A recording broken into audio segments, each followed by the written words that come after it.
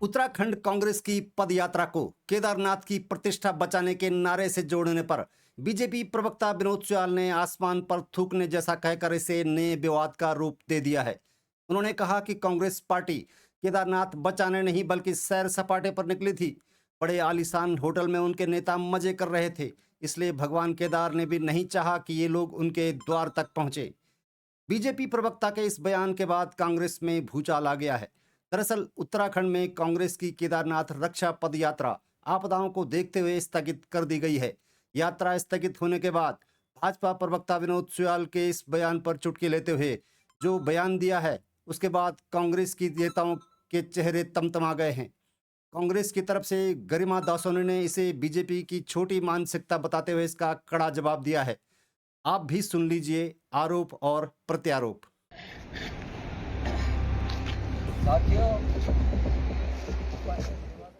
निश्चित रूप से कांग्रेस की यात्रा पर नहीं, सैर सपाटे पर निकली थी।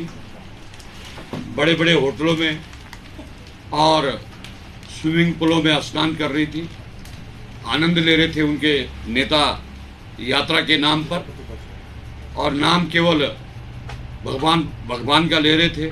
भगवान की प्रतिष्ठा पूरे विश्व के अंदर पहले से ही है, भगवान केदारनाथ जी की ज्योतिर्लिंग है। तो कांग्रेस पार्टी जैसे लोग उसकी प्रतिष्ठा बचाने जैसा शब्द प्रयोग कर रहे हैं, तो मुझे लगता है कि ये आसमान पर थूकने जैसी बात है। इसलिए भगवान ने भी सोचा कि इन पापियों के लिए आने के लिए कोई स्थान नहीं है, इसलिए वो वहां तक नहीं पहुंच पाए। पर घटिया बयान है विनोद सुयाल से, इससे ज्यादा की मैं अपेक्षा भी नहीं कर सकती थी।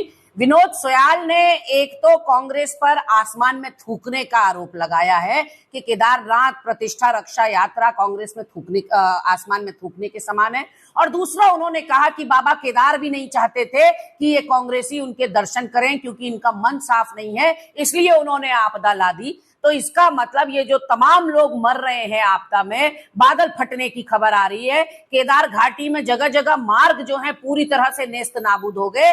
तो सुयाल जी इस बात पर ताली बजा रहे हैं घर में बैठकर या कार्यालय में बैठकर कि कांग्रेसी जो है दर्शन नहीं कर पाए। बाबा केदार का जो दरबार है वो सबके लिए एक समान है, वो सबको समदृष्टि से देखते हैं बाबा केदार, तो उनके लिए कोई कांग्रेसी कोई भाजपाई नहीं है। और ये बात कहने की हिम्मत क्या भाजपा प्रवक्ता उन तमाम श्रद्धालुओं से कर पाएंगे जो 2000 से अधिक श्रद्धालु सोनप्रयाग पर फंसे हुए हैं? ये तमाम बातें क्या हिमाचल प्रदेश में आ रही आपदा या वायनाड में आ रही आपदा के लिए भी यही लागू होंगी? तो कहीं ना कहीं जो संकीर्ण सोच के, संकीर्ण मानसिकता के, छोटी बुद्धि के लोग होते हैं, उनकी सोच सिर्फ यहीं तक जाती है। इस आपदा में भी वो कांग्रेस को नीचा दिखाने का कोई मौका नहीं छोड़ रहे।